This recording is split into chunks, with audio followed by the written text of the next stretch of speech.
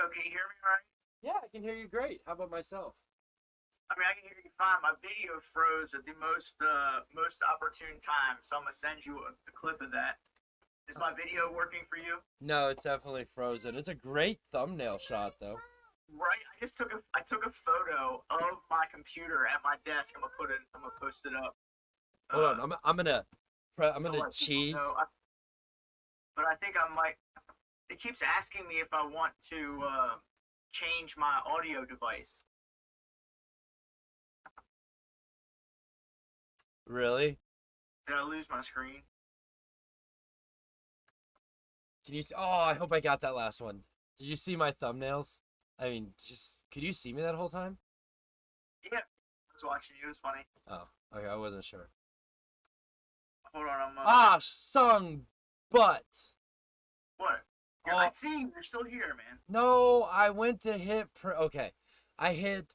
If you hit print screen on your keyboard and then you go into Paint and you hit Control V, it'll paste. You can paste it, yeah. Yeah.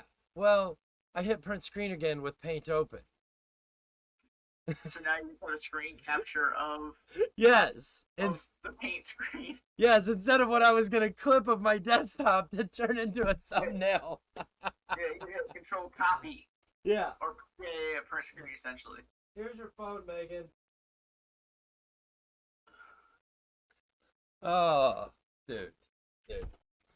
All right. Well, I guess better late than never to drop a semi intro. By the way, speaking of intros, how's that thing coming? Dude, I have it conceptually, but I need to put some time in it. Would you like to work on it this week?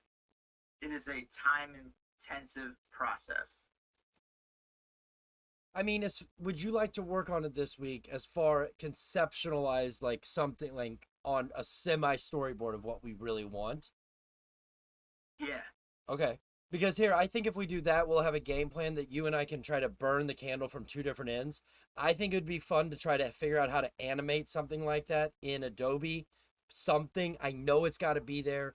One of these freaking programs that I pay for monthly has to be able to do that. So, I mean, they can make lasers on fenders. I'm gonna put effort in on getting stuff done. I don't know. We set a goal for the first of the year. Yeah. It doesn't have to be perfect. It's been a hell of a week, man. I'm sorry. But I'm in for the goal. It's not you. It's career stuff.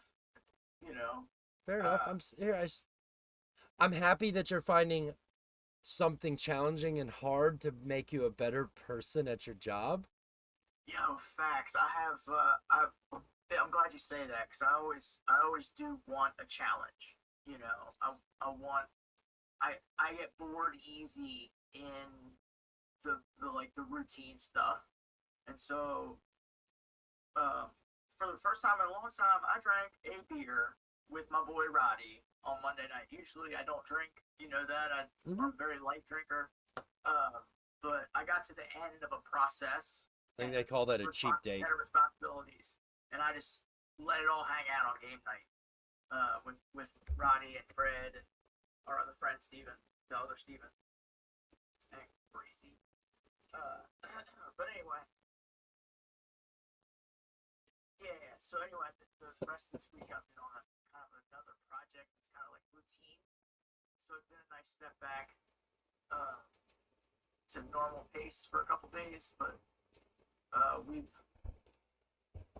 there's a lot of folks that in my career path that have decided to go do other stuff. Oh, really? You know, blame them, but it's not helping my level of stress. All right, fair enough. Yo, a random thought. I apologize. I was doing my diligence over here, thinking about the people, making sure, checking levels and stuff, and for whatever reason, I'm not picking up a desktop audio feed. So for up to this point, my audio on my end very well could be garbage. Yes, that is a fantastic way of putting it. Nail on the head there, sir. And So, so we're both testing out this like blurry screen thing that's an option in Discord.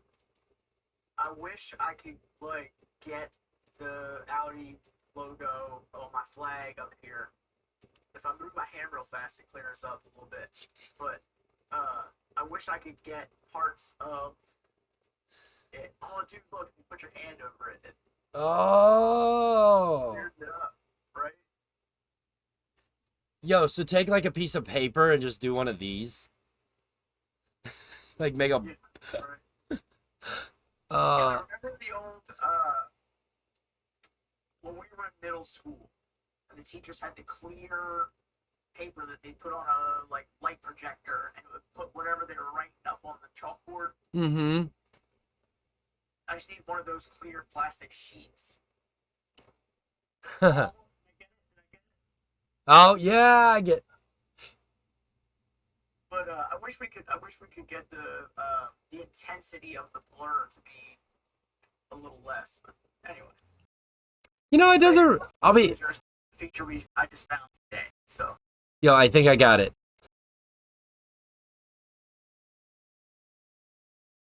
oh, your Nomi feller's coming in light. Down in the bottom corner.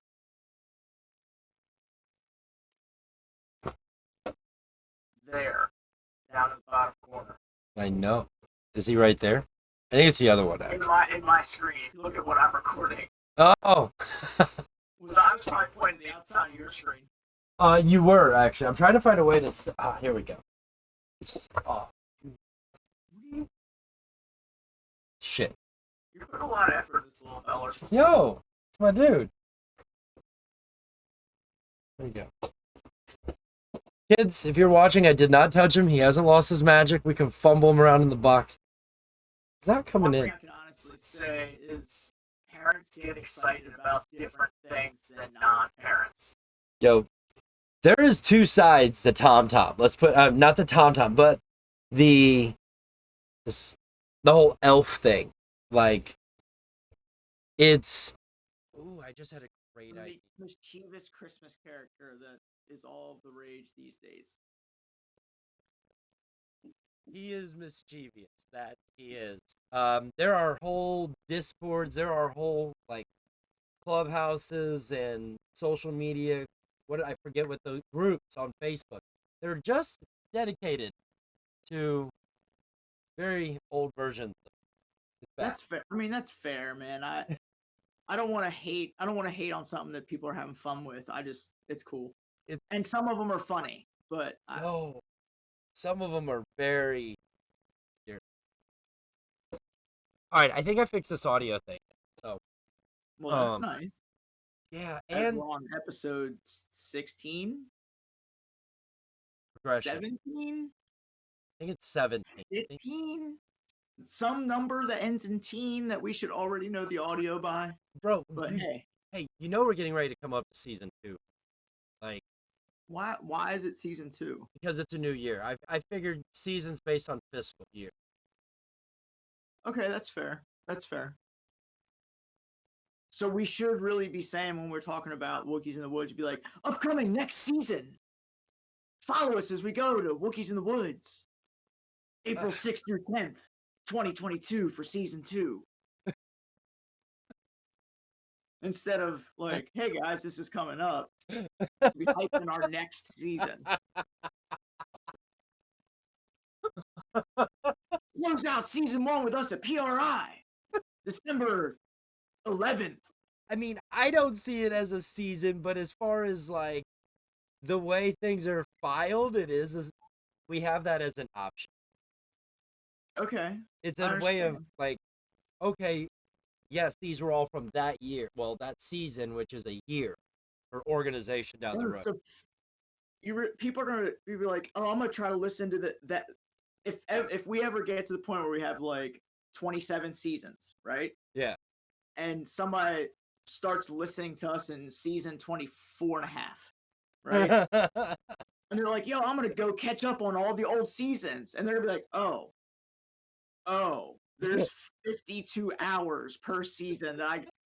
Oh, shit. Okay. All right. All right. We're gonna be plugged into somebody's ear for like either like yeah, that could get that's a Yeah, lot. I hope our listeners follow up and want to listen to more episodes. I honestly do, but uh, yo, You're not wrong, man. we do a lot of stuff, man. I've been hey, speaking of stuff, I feel like I've been busy as shit, Fair. bro. Explain. All right.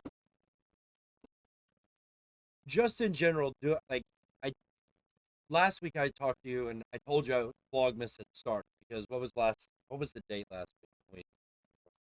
On the first. The third. No, it was the The first. first.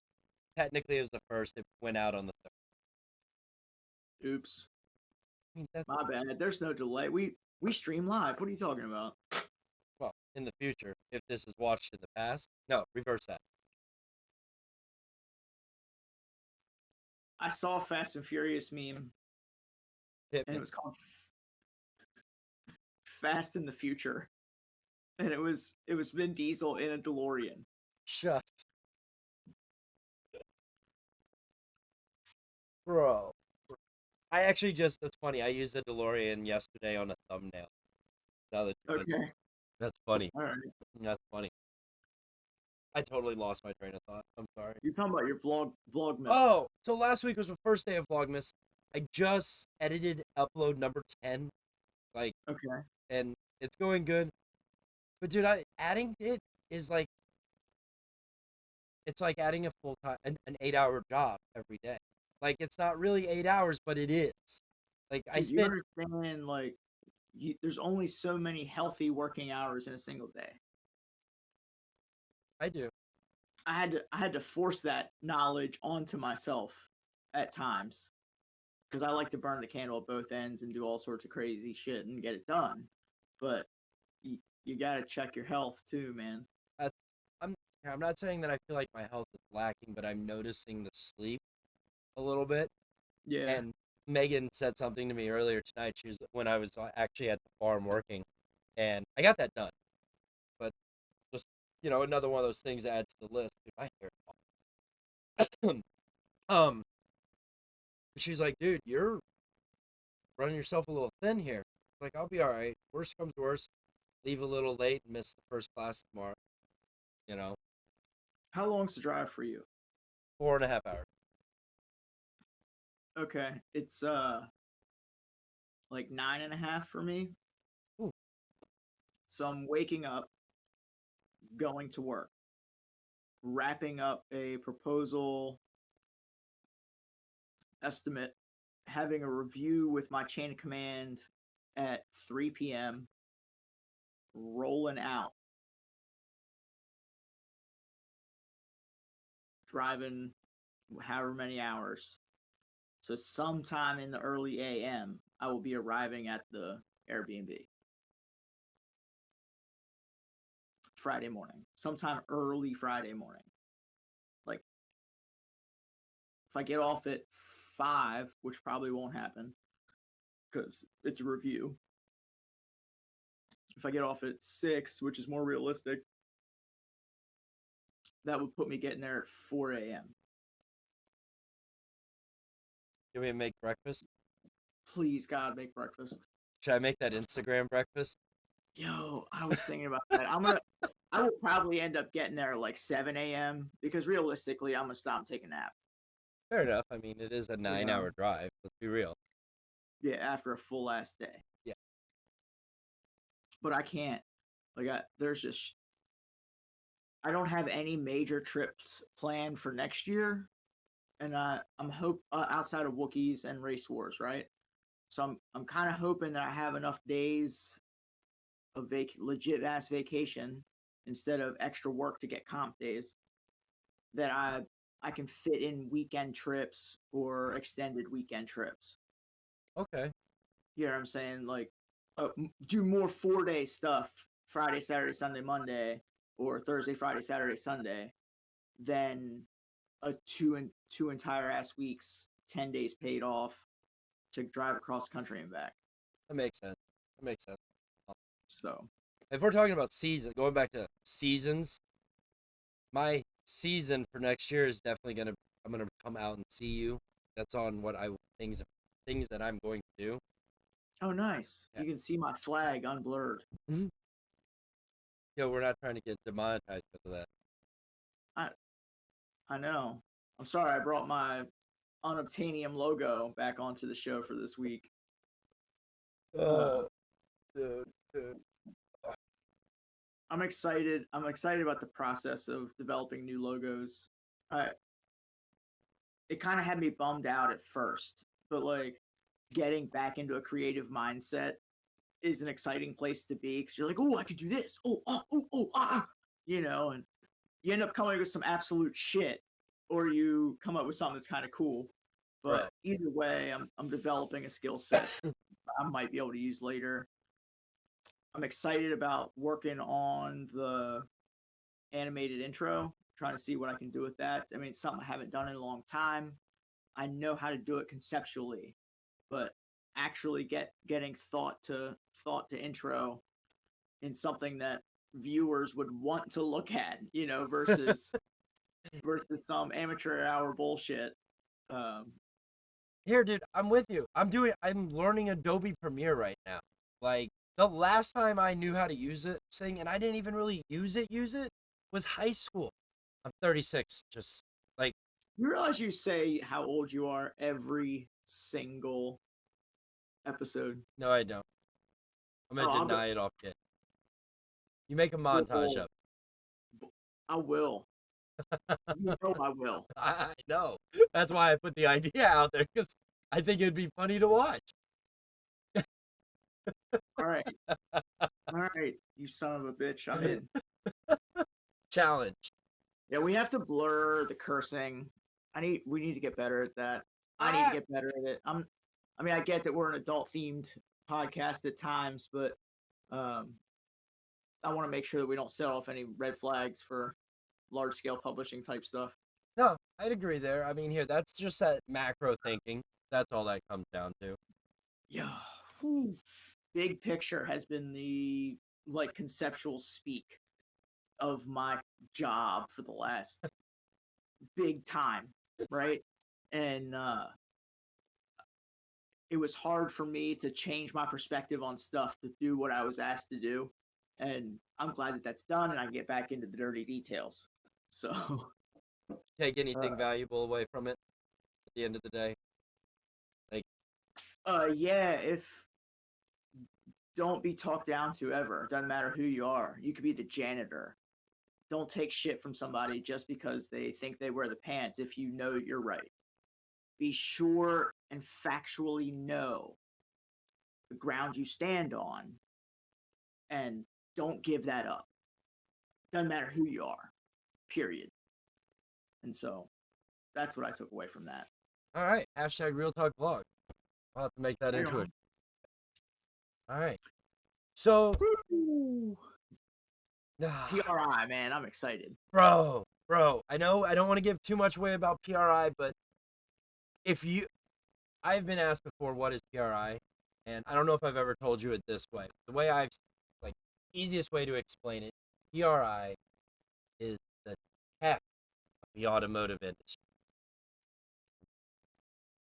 Just anything to deal with. I mean, they got it. If you're interested in how to grow your business through social media, why you need social media, how to do better web sales, or why you should have, a website, how to communicate with partners. Like, they've got classes, they've got people there with products. Like, dude, it's gonna be insane. Dude, I have some things on my couch here that are blurred that you can't see, but that involves, oh, look at this superpower I have here. That involves the things that I need to search for at PRI. I'm gonna step back here because I have to grab them because I thought you could just see them in the background. Yeah. Did we look at this before? The fire extinguisher mount, lower passenger seat fire extinguisher mount. That is so dope. Does that So Does I that got mount to the? How does that mount? So bolts. Oh, I gotta figure out where my camera's at. Not let it right, but bolt. what is it bolting into? Like, because have you ever taken your seat out? I mean, I guess I'm going to. I have seen this already bolted in several cars. I know it bolts in. I need to place it and line it up and check the width and stuff. It'll kind of, you've worked on enough things that have hardware parts, simple like this, that when I put it in there and slide it back, at some point the bolts will line up. Right. It can't be hard. I get that. But the way the seat, there's only one bolt in that seat. Okay. And it's a bolt in the front of the seat underneath the motor that pushes it forward and backwards. And then the back of the seat is two round balls that sit in a guide rail. So there's got to be more hardware to that thing. There's a bag of hardware that came with it. Can you get it? I'm sorry. No, Dude, you're good. You're good. I'm a Legos person, man. I've got some other items. Okay. I've seen a bunch of them already bolted in. I don't doubt you. I'm just curious of how they did it. And you got a bag of parts, and my brain works like Lego. Look, I don't even think this is hardware. I think it's just hose clamps. This is literally just hose clamps. It's just hose clamps. For a seat. Oh, that's for the extinguisher. That's for the extinguisher to go to mount it to the quick release thingy. So that is so freaking legit. I wish I had factory seat. And then it's got multiples, so you can have multiple cans. Love it. So that's the thing. Actually, I got to look at it. PRI is fire suppression. So yeah, for real, dude. I don't need fire suppression for grassroots events. I don't need like fire. It's not. I don't think it's that much more money to get the one where you can pull a button and it sprays a can where you can't reach. Yeah, it's like $600, I think. Last time I looked at it, 19. In the grand scheme of things, I almost went that far, but in reality, I have a street car. I'm gonna be able to pull off on the side of the road, yank my quick release fire extinguisher out, pop the hood, and blast the shit. Valid. But I'm not gonna be in full safety race harnesses and Hans device and full send. No, see, I am. And though. So I think if I was in your shoes, I would be more likely to get the one where I can just like pull some tabs, pull a cord, do whatever it is. Like, oh shit, I need to pull the one in the trunk. I need to pull the one in the engine bay. I need to pull the one in the passenger compartment. Like, whatever that system is. There's multiple options. I've seen them.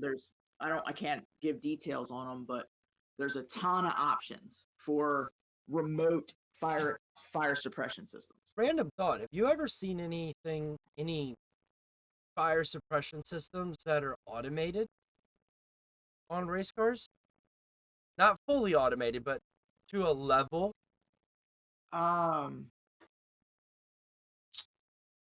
I would think that they exist. It's not something I've searched for. I haven't either. Hypothetically thinking here, though, there are incidents that are violent enough to knock the operator unconscious. I'm thinking F1 is first thing to mind. Right. And like if an accident like that happened, first thing I'd want is to have shot automatically would be the engine. Or fuck, for that matter, maybe the driver. Sorry, I'm cussing. I apologize. You're good. Good. Yeah. I mean, the driver compartment you need to have safe, but I don't know how much automation. I don't know. I honestly don't know. Mm-hmm. What I do know about is brake cooling. Dude, those are legit. How much does that work? Like, how much does it lower the temp? They're in my hand. They're not on the car. I'll have to tell you later. Gotcha. But I need what I need at PRI is to find somebody that I can get the ducting from to go from whatever vent I have, which I think I've got an old set of fog light housings. Mm-hmm. So I think I'm gonna modify the back of the fog light housing, remove the bulb, and attach my ducting to that. Essentially, it's got the measuring tape for good measure. Two and a half inch piping. Internal diameter 2.5 inch piping. So flexible 2.5 inch piping is what I'm looking for. Also, in my trip to PRI, I'm gonna keep putting stuff down. I'm gonna grab some other things. I think it's called aqueduct. I It's might what? be wrong because I think it's an aqueduct piping or something, some sort of ventilation piping. Maybe I'm using the word wrong. I need to look where people are that would sell or know where to buy said products. Yeah. I figure PRI is kind of the place where people would have on display high-end braking setups. Yeah. Right? Yeah. There's gonna be. Also, I need to get fuel line for my integrated engineering fuel rails here. Nice. I have that exact same set. Yep. Mine are red though. That's all I have for show and tell. I know it's not good for our listeners on the over the podcast airwaves, but for those watching on YouTube or wherever, they just got a nice little show and tell of the part stash I've got going on here. Dude, I'm excited, man. I'm honestly excited about where projects are going. You know what else? So, I'm sorry, I was about ready to say something and I buggered everything go ahead, all I up. was waiting. Go ahead, speak up, my friend. Oh, you know what else? You look tired as shit, by the way. I kind of am. I think I'm running on empty. Yo, you should sleep good tonight because you have a lot of driving to do tomorrow. I will. I'll do my best. Sleep pleasant. All right. All right. But in the meantime, Well, we've been talking about PRI is, but I'm trying to figure out a great way to lead into the whole. We were talking about manufacturing last week and getting back to it. yeah, we don't need fancy segues. This is Real Talk Vlog. Hey guys, we're done talking about PRI, and now we're going to discuss the follow-up segment to last week's segment about the introduction of automobile manufacturing. And Where Steve has done some serious homework, but only taken minor notes. So we'll make it short, crisp, and sweet. I love that. That's great. Don't get us wrong though. We will come back to PRI. We'll have a full present day. Here's manufacturing. Here's current styles. Everything next week.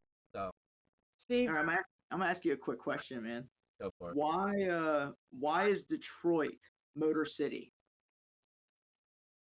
Isn't it because they had like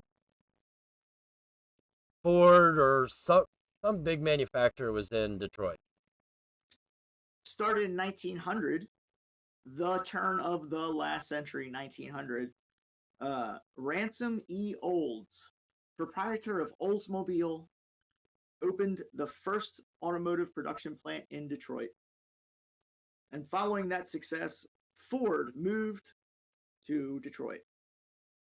In 1908, they introduced the Model T. On October 1st, that's the day before my birthday. And the Model T was produced between 1908 and 1927. It was the longest running production car until the Beetle surpassed it in 1972. Wow. Right? Wow. In 1911, we got the electric starter. So every car prior to 1911, you had to get up out the car and almost break your elbow, your wrist, your shoulder, some ribs. Yo, I've heard that before. Have you ever seen one of those them do that Yes, thing? I have. I'm over here doing the cranking motion, jumping in my seat right now. Yeah, and the sound of your seat is about the sound that one of that era engines makes about the time it fires up.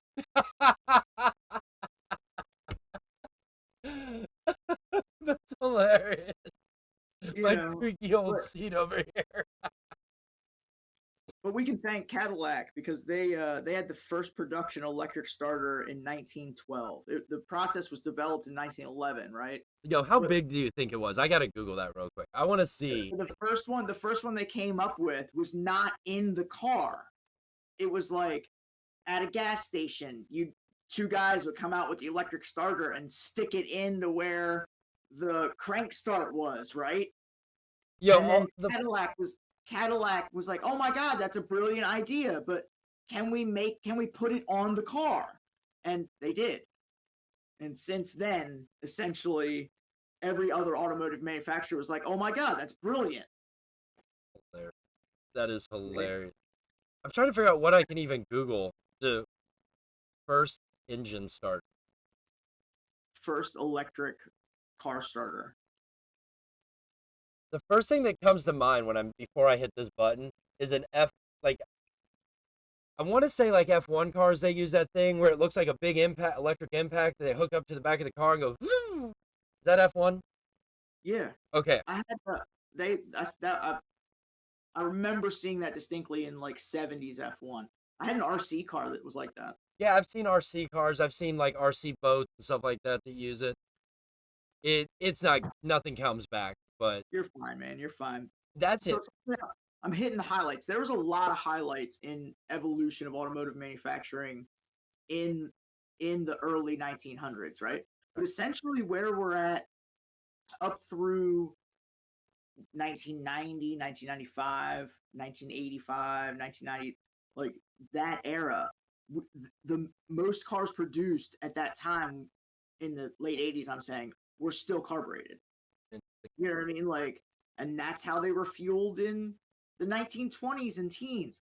But I've got some highlights, and I'll keep going here. All right, I'm gonna interject right before you. Electric starter. What was that? I was gonna interject real quick. I like that format that we just did. I know I'm talking about us in future things, but that format of asking a question, but let's see how close I am to facts, Okay. and then drop it. Like that's kind of fun. It's like a I don't know. How far into automotive manufacturing did we have to get before Henry Ford introduced us to the assembly line in automotive manufacturing? We just go over this last week. Oh yeah, we did. Oh shoot. 1920. 1913. But think about this. Cars were available in the 1800s, like late 1800s, horseless carriages and such, right? Right. And it wasn't until 1913 that it got past the point of being essentially one-offs built by a carriage house. Oh yeah. They might have similar models, but so essentially all of the early automotive manufacturers came from one of three things. They were either a bicycle maker, a industrial equipment manufacturer, or a marine engine builder. All right, so they made boats or bits of boats. Bits of boats, bicycles, or industrial machines. That's a really that's a pretty wide array. Not really though. Like I mean, I guess for the time, yeah. Because how many industrial manufacturers are there? Think about this. People didn't just start a car company. You know, all of the car companies, all of them, came from one of three things. It blew my mind. That blew my mind, to be honest with you. That you like because essentially in the early teens, there were hundreds and hundreds and hundreds of automotive manufacturers. But you could go to any town and talk to the local car maker and be like, hey, what'd you do before? And they either made boat engines and built a car around the boat engines they made. They made bicycles and essentially strapped two bicycles together and bought an engine from the boat guy. Or they made industrial machines and were used to making stuff that was durable, right? And industrial machine, there's not exactly a whole lot of industrial machine manufacturers. I mean, you know, people that are making one-off types of equipment. Like okay. This is where my brain starts to hurt, and I gotta know because like in my What do you got to know? like what kind of things were being made in 1911 that would be considered industrial manufacturing? Like Okay. I don't feel like frankly right now I don't feel like school educated me well enough because Yeah. yo not at I all. have I feel like I have a pretty What I'm good getting at is up through 1913 though, like that was the turning point in car manufacturers turning away from individualized, unique things to everybody having the same thing. You could buy a Ford Model T in any color you wanted as long as it was black. I've heard that before. Yo, how awful is this? If you Googled 1911 industrial manufacturing, it comes up with a whole lot of firearms. That's all it comes Okay. up. That's not what I was looking for, but that's whatever. Who knows, man? Anyway. All right, so 1914, Dodge hits the market with a revolutionary car. Dodge Dodge. What? hits the market with a revolutionary car. It has an all-steel body. That's right, because before they were made of like wood and sheep's putty. And poop. Dude, 1914. How heavy do you think that was? Like seriously? Irrelevant of how heavy it was, I can't believe they didn't do it sooner. Why? I mean, when was the? I mean, they've essentially not ever turned back to bodies that aren't all steel. They made a Woody. I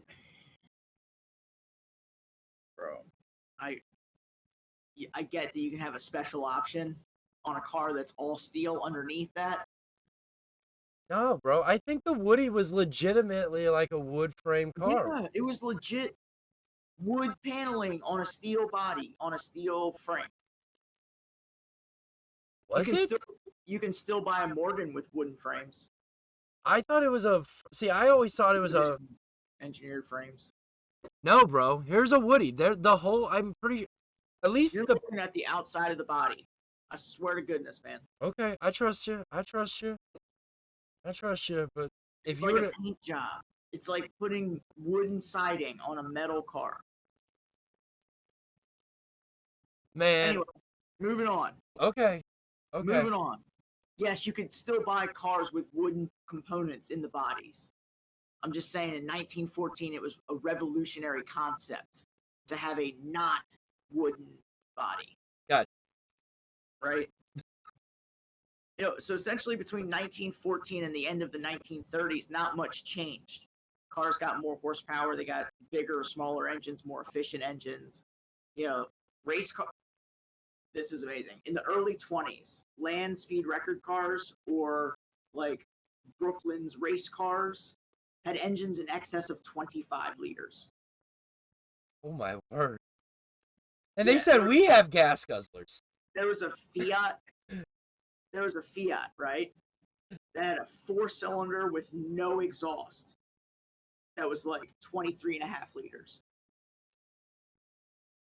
Made 300 horsepower and ran it through a chain drive on a car with essentially wooden bits. It was essentially a race wagon. You were sitting on the engine. Behind it, yeah. Yo, how big is that though? Like The Beast of Turin. Google the Beast of Turin. That's something you can Google and actually look up a result. Fiat Beast of Turin. Beast. Oh, that comes back real quick. All right, image search. What is this thing? Oh, this is cool. It looks like a little squatty thing. Here, I'm gonna slide this over here real quick. So my desktop. So the next. For those who are viewing on YouTube right now, you can see what this 28.4 liter looking thing is. That is. Oh, I'm sorry. I got the 28.4 liter. Yeah. Well, it could be wrong. The thumbnail could lie. You could be right. This thing's cool. I'd drive the crap out of one of these. Right. So the next big evolution in automotive stuff. I'm getting mad feedback, dude. I'm getting mad feedback when I talk. I hear myself 3 seconds after I speak.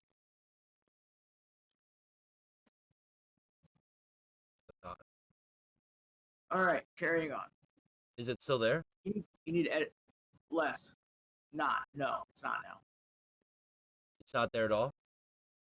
So Discord has been doing this I'm sorry, not Discord. OBS is doing something weird, and I want you to look at it on yours every once in a while. Where it says start and stop recording, look and see if the start and stop streaming is lit. Start streaming is an option, but I'm not trying to do that. No, I've had mine engaged. It turned itself on. Are you fat mousing it? No, like Okay. with no handlebars type thing. All right. Click no handlebar. I can ride my computer with no handlebars. You know what I meant. Yeah. All right. We're gonna just make a little note to edit some of that shit out. Cause Well, on my end, it didn't skip. okay, but we don't need to add into the podcast. Yeah, I got it. Pointing it out. Okay. All right.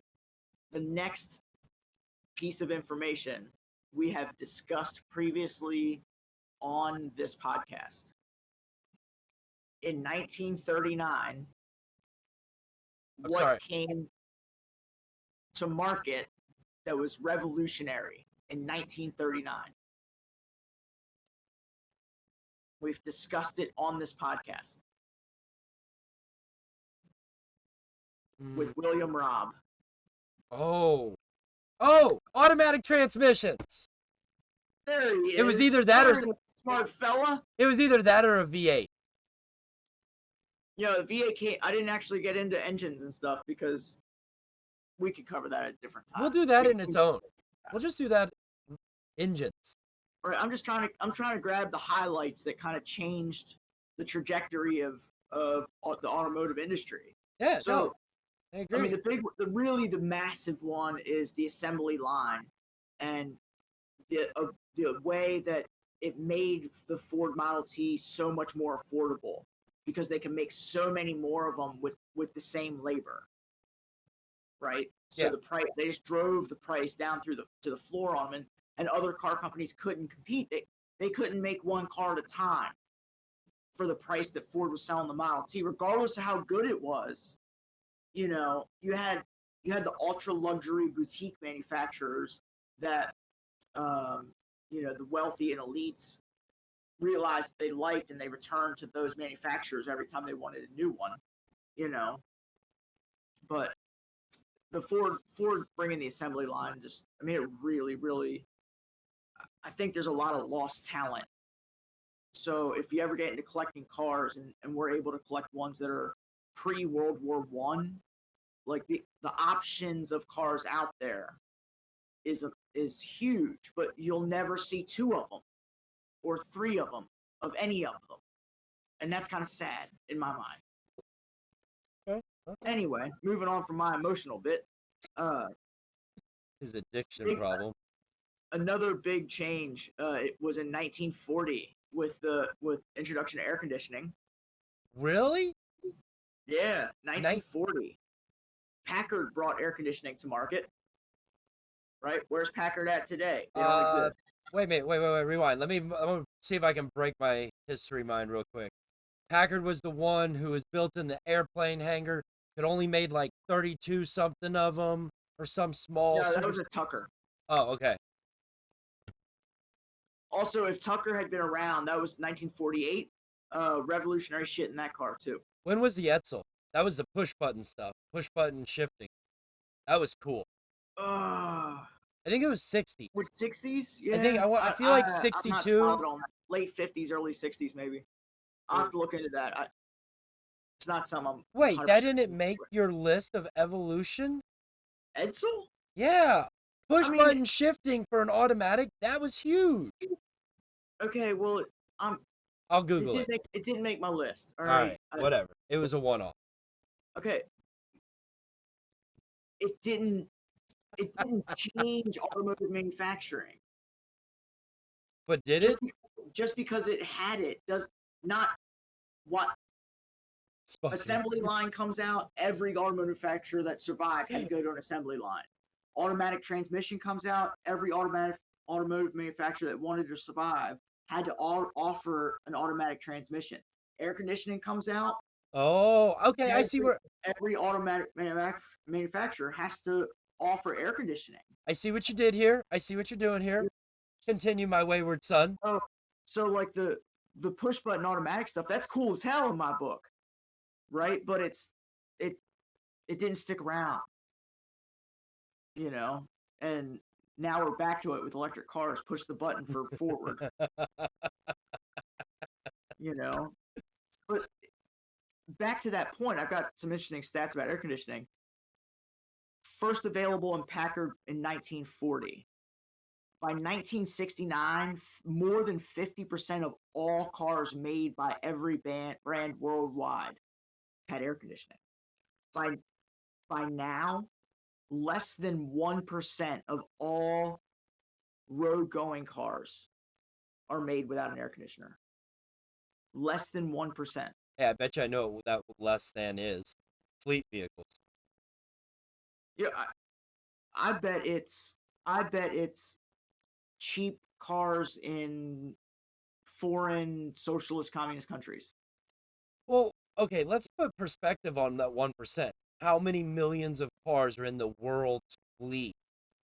Billions. So when you're considering a percent, you might be talking about 100 million cars. I don't think any of them sold in the United States. See, I don't think I OSHA's the thing. No, I disagree, dude. Because I've seen fleet vehicles that don't have factory Maybe AC what on. year? Like newer, like last decade. It's a thing. Okay. All It's a right. thing. I mean, don't get me wrong. I have seen a lot of fleet vehicles. I work construction. I I've know. seen a lot of fleet vehicles without air conditioning, but they're all from 1987 or No. 1993 or 1999. You know, like I get that. I do agree. the Yeah. numbers say less than 1% worldwide. I'm here, and I'm not disagreeing that it's. That less than 1% at this point is not in this country. Can you name a car off the top of your head that had an option for no AC? Integra Type R, 92 Honda Accord, Dodge, and Chrysler. Wait, the ITR didn't have an AC in it, factory? You asked cars that had an option for no AC. I didn't know. Okay. I'm done. Encyclopedia Steve here for the references. Actually, I don't know. I have to confirm a lot of this shit, but I am 99.9% sure that you can check a box for no AC in the Integra Type R. Why would you want air conditioning in a race focused? You could get them without a radio. You think somebody wants no radio and AC? Okay, that's fair. I mean, that's a valid argument. First thing that came to mind was a 92 CX hatch Civic.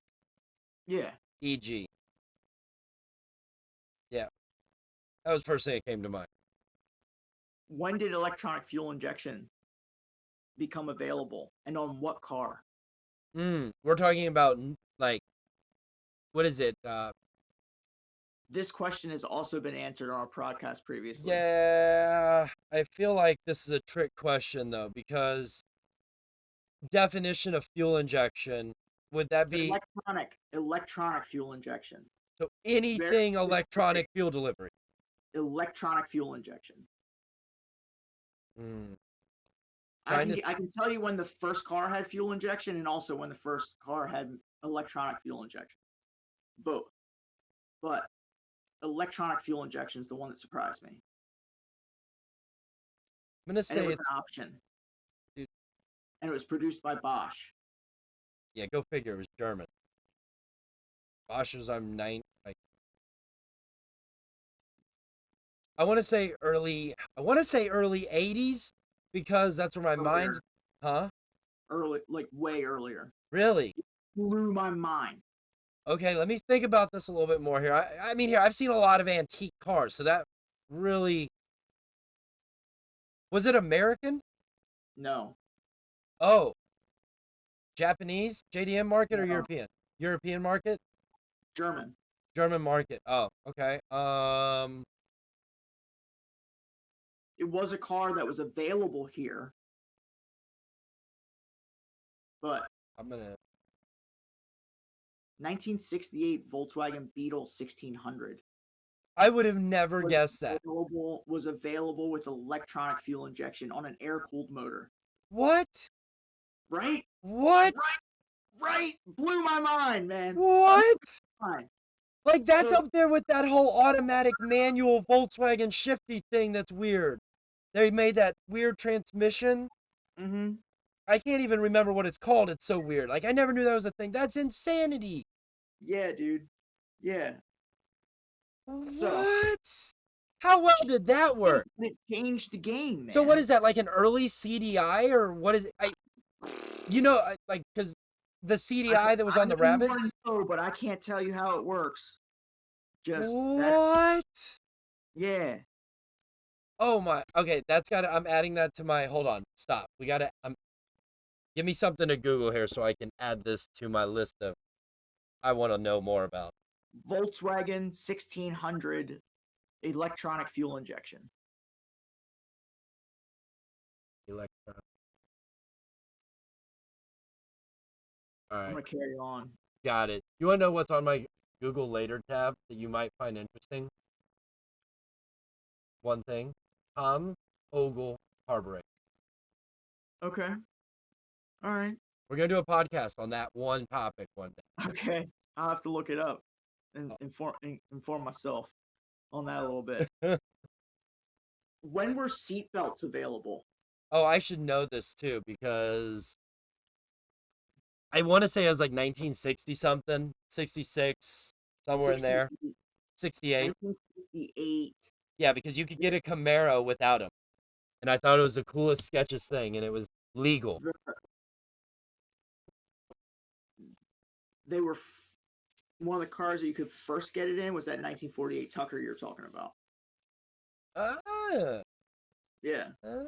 So, yeah. One of those things that you didn't know you need until after it was shown that, hey, you might want this. Like, how many people died because of no seatbelt before they said, hey, we should maybe strap these people in. These things are getting fast. All right, here's another tidbit of information that I found interesting. When was it required that you have to have car insurance?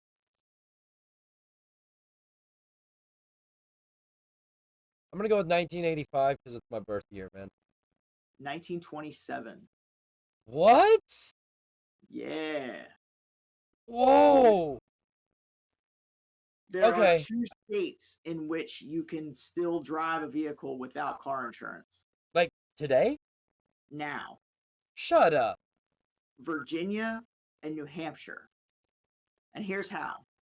In Virginia, you have to provide documentation that you are financially able to meet the minimum requirements of the insurance policy.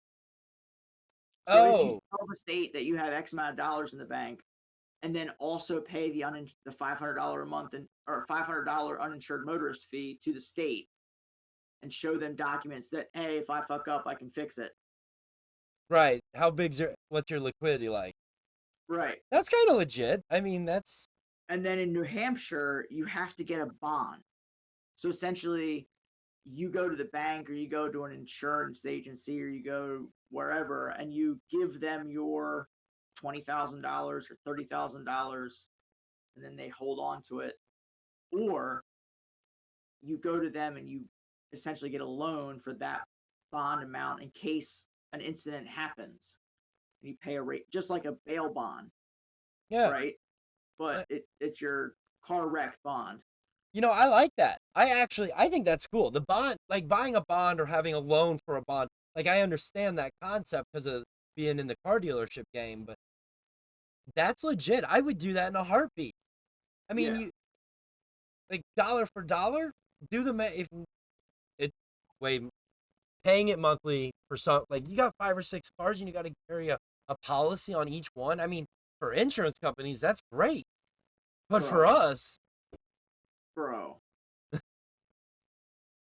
I'm I know I'm you know. going to settlement on property in an entirely different state because of that.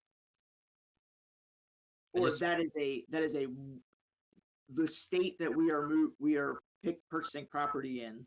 Uh, that is a massive perk. Is that I can store my vehicles there, and I mean, above board, everything straight. right. Insure them in that location versus insuring them in the location I'm at now and being scared to drive them at any one time. That's fair. That's fair. I did But just hey, on that note though, I did just you should go read the South Dakota rule. South The Dakota, yeah, the licensing and registration law in South Dakota. Very interesting. all I right. yeah, I'll send you a link. Same one that was shared to me. Okay, all right. Uh, throughout history, there's been uses of exotic materials. Now, I don't have dates on all of these, right? But materials that were once considered exotic. It's an interesting list. I know off the get there's fiberglass on there because Yeah. Corvette. Like Yep. I'm trying to think like when was Ferrari like as a brand? How old is Ferrari? Uh, 30s, 30. Okay. Were they 40, they were a 40s tractor maybe. company? Enzo Ferrari, I believe, was a race driver for um.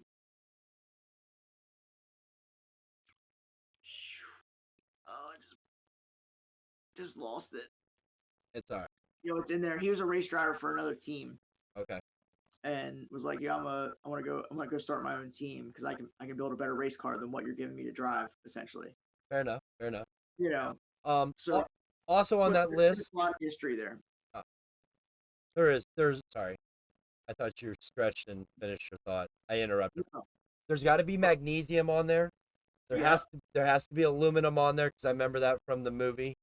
You Yeah. know, Fast Ford versus Ferrari.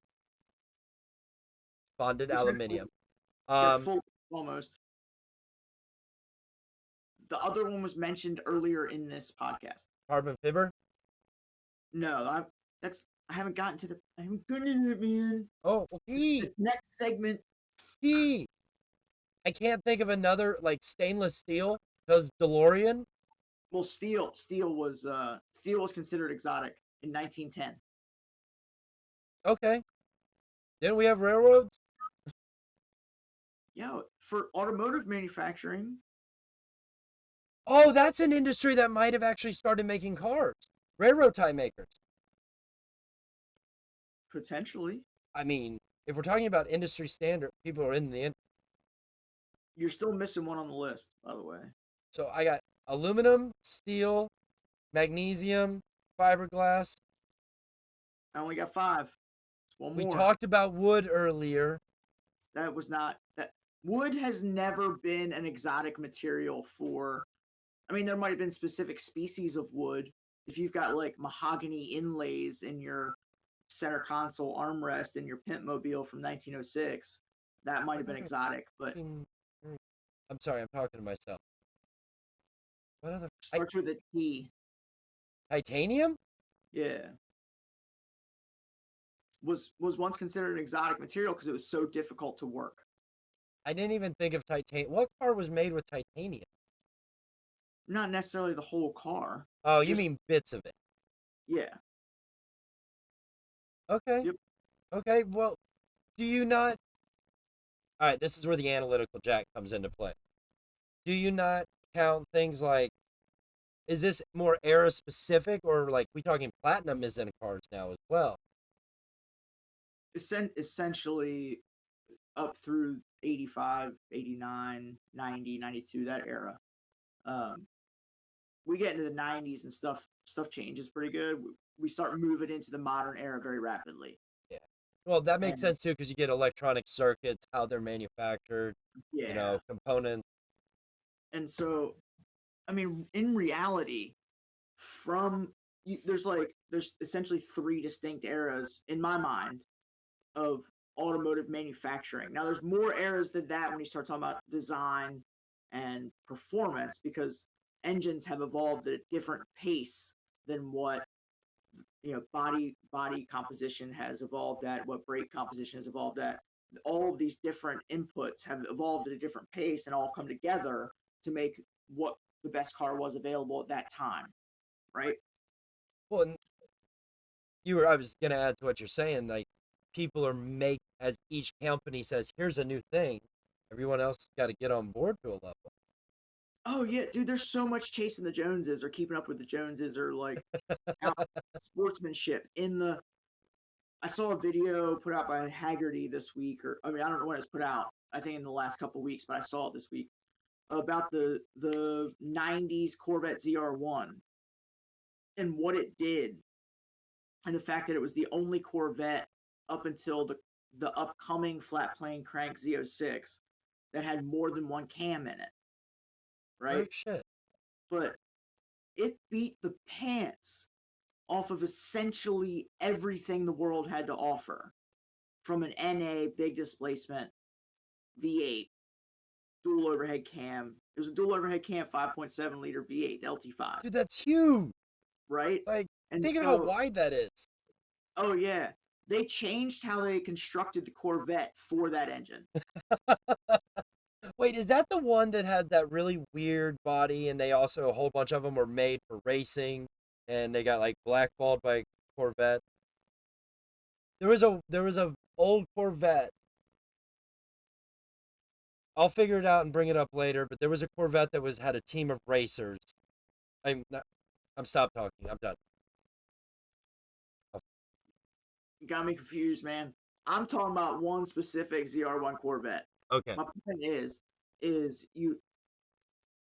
there were all of these things that other manufacturers of the world expected out of what the Corvette was, out of what the Mustang was, out of all of these things. And Corvette's like, well, stop. We can also do this. And they put out a car that was essentially a pinnacle of performance at the time, right? But they put a shit interior in it. Why? And so nobody really bought them, and they were super expensive. Huh. And Corvette interiors have always been bad, but it was the same interior in a Corvette that was twice Corvette money. But anyway, that body style is C2 Corvettes, and I still can't find it, but I know the body style. It's a C2 Corvette. Something special about it. Split window, that one. Yeah, the split windows. There's what you're talking about? Yeah, I'm not a Corvette expert, man. Neither am I. But there's some secret project that's blackballed, and like GM don't like to talk about it. I'll have to look it up. I want to know more. All right. So anyway, as we're going towards PRI, right? Knowing that there is a lot of time passed where not a whole lot happened. We're still making cars with assembly lines. That's kind of come to an end. FYI, we'll get into that. Not to foreshadow too much, but there's an automotive manufacturer developing pods. Zinger is the name of the company. Czinger. Zinger. I have no idea who that is. We'll get into that in our next segment. Okay. I can assure you. Okay. It's some interesting, cool shit. Essentially, the assembly line in which something is placed on a belt and it's moved may be going away, and have the entirety of assembly done by a small number of robotic units. Okay. In a singular location. Yeah. You have basically an autonomous assembly line. Is what you're getting. Yeah, but not just the autonomy of it, because right now you have this one manufacturing robot. I gotta turn my chair so I'm not smacking myself in my hand. Camera. I mean, you essentially have this robot in a singular location that does this one thing. I put the door on the hinge. I put the door on the hinge. I put the door on the hinge, And then the next robot goes, I put the hood on the latch. I put the hood on the latch. and moving away from, and then the car moves on to the place where they put the harness in, and then the place that they put the engine in, and the place. Well, essentially, there's going to be supply lines running to each station, and then there's a much smaller number of robots that can do a large number of tasks. Oh, like put the door on, put the hood on, put the mirror on this. Right. And so the dimensions of a manufacturing facility, the dimensions required for a manufacturing facility is going to be much smaller. Really? Oh, because Like much smaller. Much smaller. because they'll probably design it with storage and delivery in mind for each station. And to change what is being produced, you merely need to make sure your supply line is correct. Right? So you could, if you have enough space, you could essentially have 3 different engine options delivered and 3 different interior options delivered in order of whatever order you want them installed. You know, or you have the line of engines and you have a 1 liter EcoBoost, and then you have a 2.7 liter whatever, and then you have the 5 liter V8, and then you got the 2 liter NA, but they're going in, this chassis now is the Fiesta, and the next one that you're working on is the Taurus, and the next one you're working on is an F-150. You know what I mean? So like the production time can be smashed down as well, and the storage requirements can be minimized, You want to and hear? the waste can be minimized. Yeah, but think about the logistical nightmare that's going to come with it from this aspect. Okay, if you have an autonomous building assembly line, right? One of the first things that's going to come to mind is cars aren't all the same color, people. So you have a machine that's being fed components, right? Mm-hmm. Those components have to be in something. They're not just a big pile thrown up and here it is, right? They're in some sort of carriage, some sort of delivery. Not all. Here's the thing. A lot of the components are 3D printed composite. And so your hard components are delivered.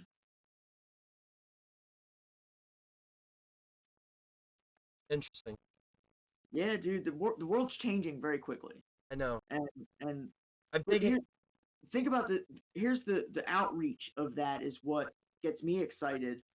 It used to be you'd go to a Dodge dealer or go to a Ford dealer or go to a whatever brand dealer in the 50s and 60s, and you'd sit down with your automotive dealer guy and you'd go through the option book and be like, oh, I'd like the 4-door sedan. Check.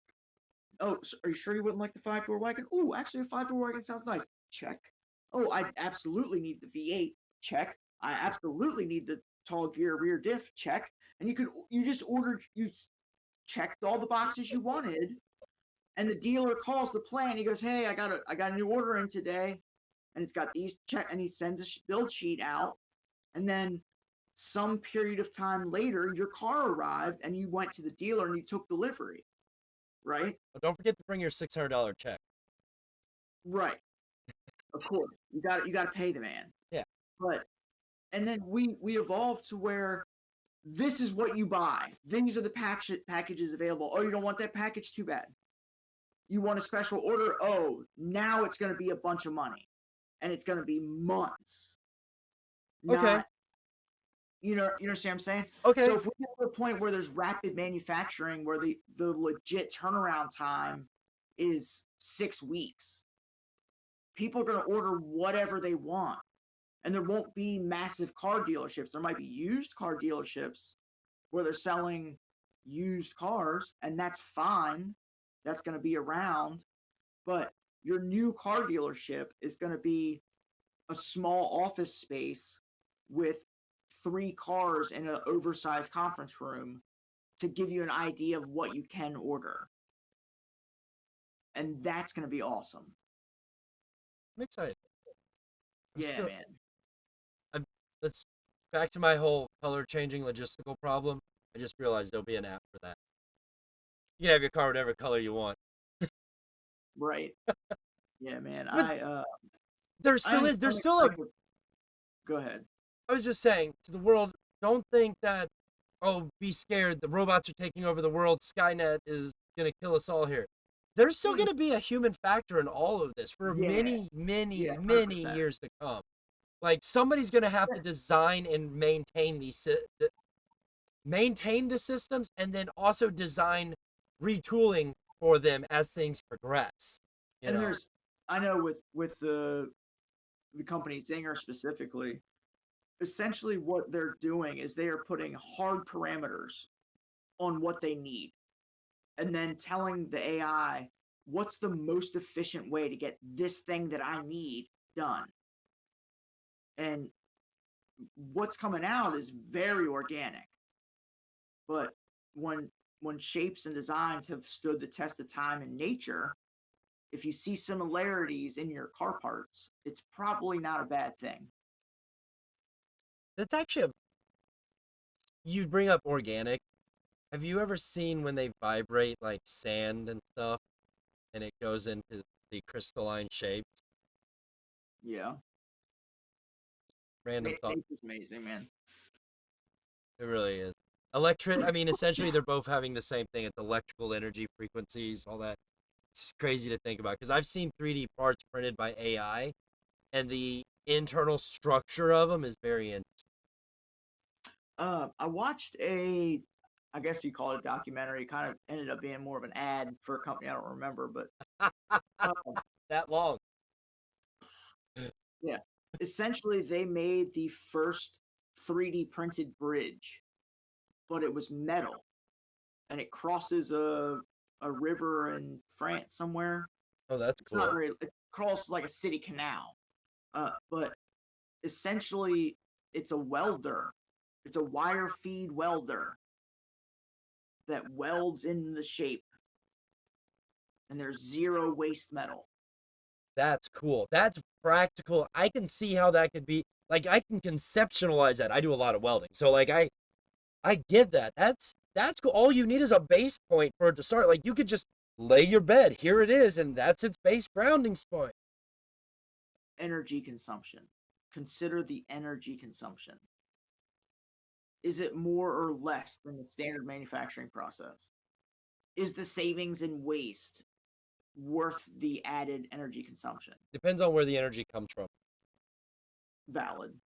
But that's what I think of when I see stuff like that. There's always going to be some kind of drawback. Now, there are going to be things that have less drawbacks or less negative effects, but we can't just look at all of the potential and ignore what that costs. Factual, factual. But hear me out when I say this. You say it was built over a, a river in France Mhm. area. I want to know where the closest City hydro. canal. What? City canal. Even better. I want to know where the closest hydroelectric dam is, or wind turbine farm or solar farm to it, because it's possible. You know it as well as I do that it could have been Oh, just plugged in with a big extension cord right into a hydro impeller. how large does your solar energy bank need to be to feed a welder? So when I had my house done, like I went down this rabbit hole of it, I was able to run three 30-amp circuits without a problem on 110 off my, and it was a 10-hour bank. So could you run a welder solarly? Yes, if you had a bank to deposit it. How big would the solar farm need to be just to create the power instantaneously and continuously? I think that would be a bad idea. Solar wouldn't be the ideal way to do it. You could do it. I'm just thinking out loud, man. You're good. Because energy consumption is the biggest problem we face. I mean, here we live on the biggest. Our planet is a giant solar cell. I mean, so I've been more. We're talking about green energy, Stirling engine. Just know we're going to talk about that in the near future. Okay. We're gonna have a ton of shorts and clips coming up in the next cycle, ending season 1. We'll have a ton of clips because Jack and I'll be hanging out this weekend in person live with the GoPros handy. Yep. And I'm bringing my desktop with me. Okay. Dude, I gotta work. I still gotta create content. Talking about you having to work. I get it.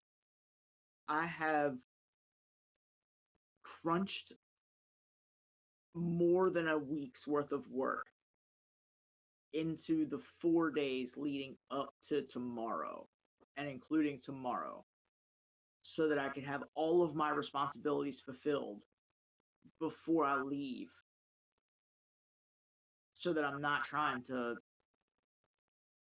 get shit done outside of PRI related shit during PRI. I've never been. I'm a first timer.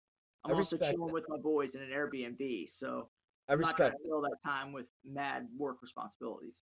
I respect that. Here, this is my second PRI, but it's the first one since the last one. Well, yeah. Because COVID, for the world that doesn't understand the analogy of what I'm getting at. I mean, there's no, regardless of what you're talking about, what you said is true. Oh, yeah. I do see what you... I shit myself. It's the first time I shit myself since last time I shit myself. I see what you did there. Is that right? Is that like popping a fly ball over your own head? A little bit, yeah. Oh, yeah, so good question, though.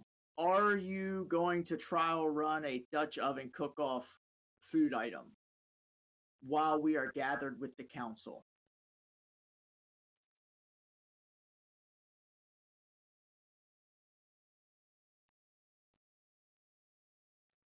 Is there a place available to heat that bad boy? I mean, I'll be honest. I'll tell you what I'll do.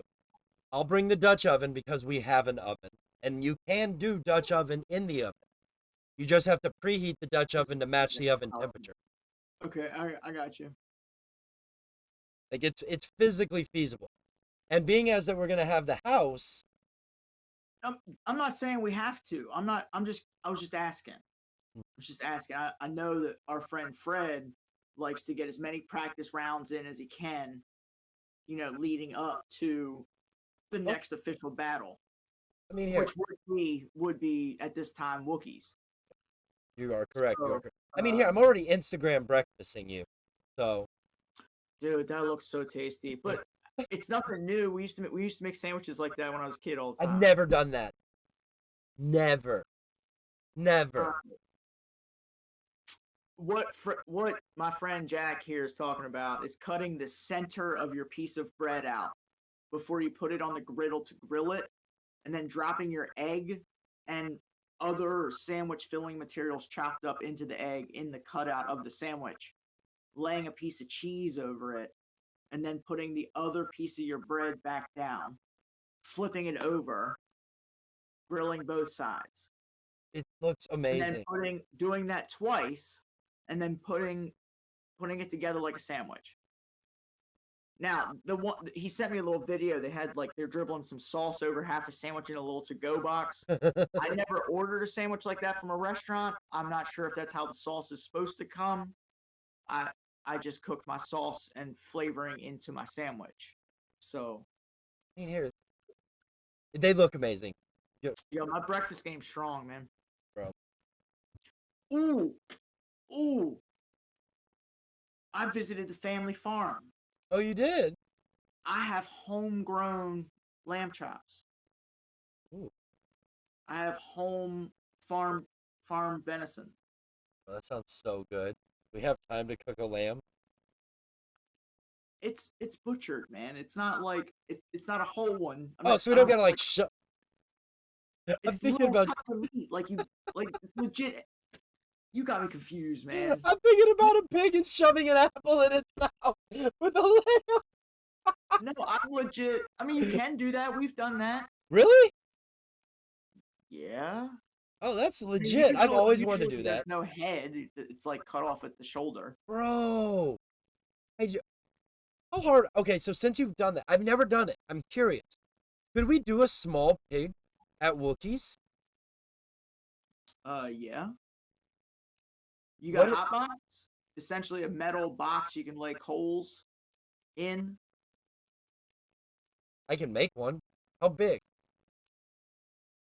55-gallon drum on its side with legs and a skewer but through it? Uh, I'm gonna throw some Steve from his farming days facts at you. The weight range of a market hog per Delaware State Fair competition rules is 225 pounds to 295 pounds live weight. Big motherfucker. That's a big mother effer. That's Okay. a Now big hog. you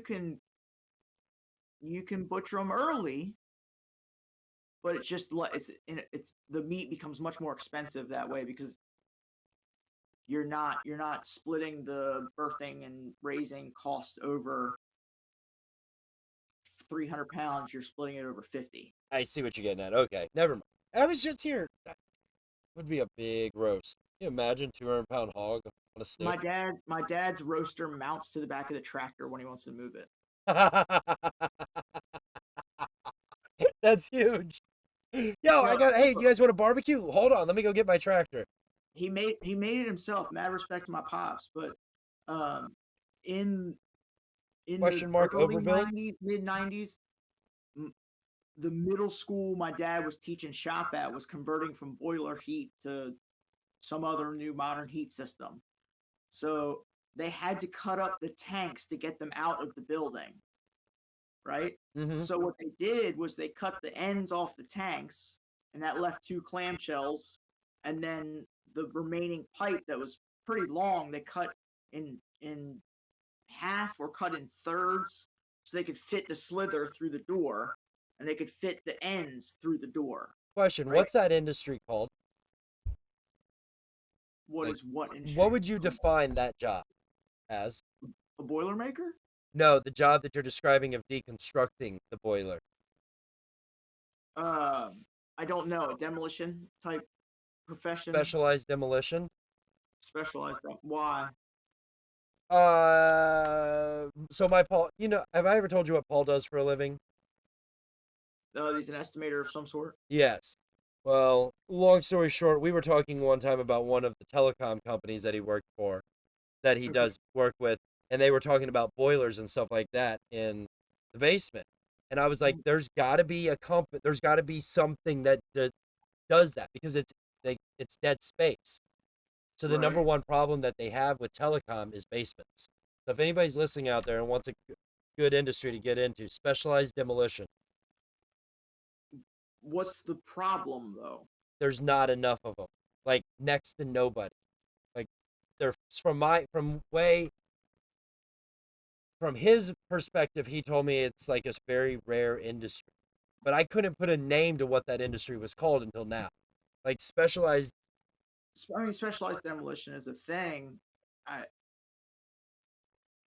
guess it's just not something I've priced up professionally recently enough. I used to do it a bunch when I was kind of working in historical building restoration stuff. Oh, yeah. That makes sense. So, like, dealing with asbestos abatement and lead paint abatement, like stuff, buildings built in the 30s, got to bring up to modern code kind of stuff. Well, and that's what I was thinking. Vice versa. Dealing with that old stuff. The heck with the code, just disposal, how you remove it around a city. The hauling and disposing of those types of materials at landfills is an extremely expensive proposition. Yeah, I remember when we had asbestos siding on our house, and we had to go through a special process to special, which was black trash bags double bagged on the curb. Yeah. And if anybody knows anything about asbestos house style, 2 bags ain't cutting it. They rip right through it. They're sharp, rigid tiles. Like, I don't even know how they hung on the house. We had it in a building where it was like broken filler, as in like foam shreds. Ooh, weird. This material in the blocks in cinder block.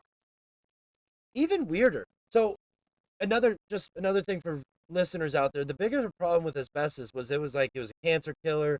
It was a cancer thing. It would the powder would get into your lungs and attach. It was bad stuff. So anything. Mesothelioma. That's it. Mesothelioma. I remember those ads. Yeah, and I mean it. Essentially, anybody can remove asbestos and put it in essentially reinforced bags. There's a spray. You bag it, you spray it, you tie it up. You're wearing a respirator. It might have been overhyped a bit. I don't I think. don't know. I don't want to say that because like I think some people were impacted, but Yeah. I'm not so sure it was such a thing. Given Hi, Raven. yeah, doggo. I don't know. I'm not gonna go down that rabbit hole. No, you're good, man. You're good. Here, at the end of the day, hats off to modern manufacturing, because without evolution of the manufacturing techniques, we would still be using asbestos. Facts. You know. But dude, Yo, I'm excited to see where things go in the next, at least my lifetime. I don't know how long that's gonna be. Let's say 30 years, but here, I know we were talking earlier about manufacturing, and I feel like I might be jumping the gun here a little bit, but we were talking on the pre-game of this, up to kind of ish 2000s. yeah. So some highlight pieces that I think, I mean, from a content perspective, is that your notes? Is what my notes. Everything because we stopped in like 1960s ish. No, what I was saying is that nothing really changed after. We got some things were added, but really, outside of maybe Subaru's green plant or the introduction of some hybrid stuff, we were after electronic fuel injection. We've been kind of riding that wave, and. Okay. No, I agree. We can add in that, we had variable valve timing and you had this, but we're still not to the point where everybody's using variable valve timing. Mind blowing, right? Yeah, it's pretty widespread, but most of the things that I mentioned were more evolutionary than revolution. I mean, changed the game entirely. And so I think one of the next things that would have occurred if not for the laws associated with electrification of vehicles is the camless valve tech. Oh yeah, I remember hearing about that. The solenoid stuff. Yeah. That is cool. I think we're still gonna see that though, because here, I believe from a evolutionary standpoint, what we're gonna see is gas is gonna fade away, right? Diesel, the offset of somehow, some way, it's gonna get twisted because of diesel's ability to get crazy mileage and do all these. You can have torque and I don't know. Oh, we can talk about that some more. I'm probably gonna bring the TDI Golf to PRI. Yo, should you do a giveaway? I'll help you push it. Hyper mileage, a mileage giveaway. Let's see what the TDI gets across country. Okay, I know what its peak is, and I know what its average is in wintertime, and they're different numbers. The wintertime diesel blend is not as efficient as the summertime diesel blend. Interesting. I don't. Have you tried agricultural diesel in it yet? I haven't. It's not my daily. Oh, fair enough. I do car, and she doesn't drive a whole lot. She works from home, so Yeah. No, all I was getting at is I think we're gonna see. Now I heard that random feedback. I think we're gonna see gasoline fade slowly away. Diesel's gonna make a push, while electric is making a push, and we're gonna see diesel electric hybrids instead of gas electric hybrids.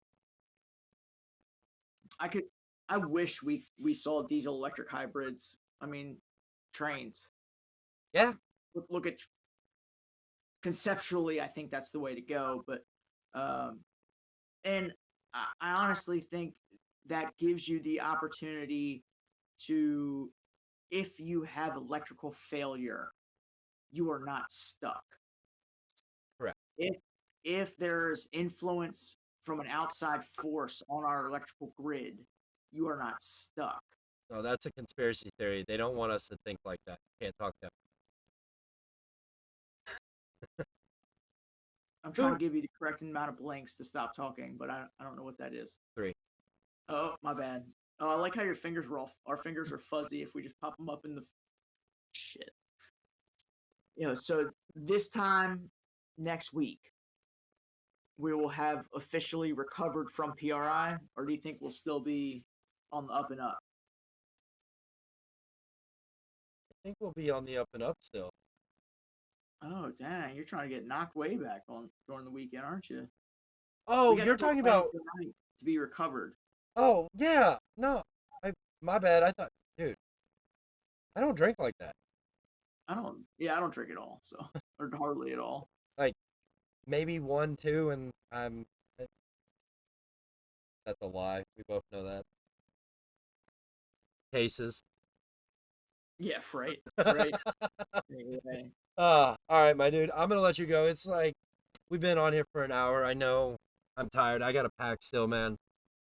Oh, We gotta. I think we can keep going with the fuzzy background. Kind of Right. works. I like it. I like it. Now introducing to you on Real Talk Vlogs with Jack and Steve, fuzzy backgrounds. Go visit Jack at Rowdy Audi, RWDYAUDI on Instagram, and follow Steve at S4 Race Wars. That's at not A. I'm an asshole. At S4 RACEWARS. Come see us at Wookiees in the Woods, April 6th through 10th, and at Race Wars 20. Whoa, what's the number? 2022, September 17th. I had to double check your date. Dude, it's late. I don't know if we're right or not, but September 17th, 2022 is gonna be lit. Oh, looking so much forward to it. Yo, I think I figured out this audio gain thing. So I turned the gains down and because I'm taking the inputs differently. I'm excited to edit this. I'm really curious if this balanced out. Because in Premiere, I can also do that dynamic processing thing, and like I can shut X decibel range off and just drone it all out where it focuses on a specific range of audio that it can pick up. Can you drown out the pitch at which my dog is whining at me? If I can isolate it, yes. All right. Well, on that note, I gotta run. My dog is telling me she has to go outside, and we can't not give the love to Raven. If you want to support Raven, go to s4rw.net and order yourself the Raven Wing Motorsports hoodie, available now. Oh, I love you. All right, guys. Well, like always, we up. I got you, Jack. Like always, we upload every Friday morning, available at 12:01 a.m. for your morning commute pleasures. As we are waking up briskly at PRI Friday morning, wondering what the hell we're doing, you can be listening to us. We invite you to fill your ear holes with our wonderful voices. Ear holes.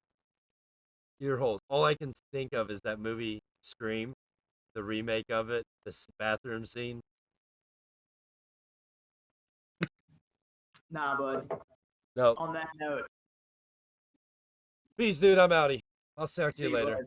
I'll see you in a couple days. For real, for real. All right. Later.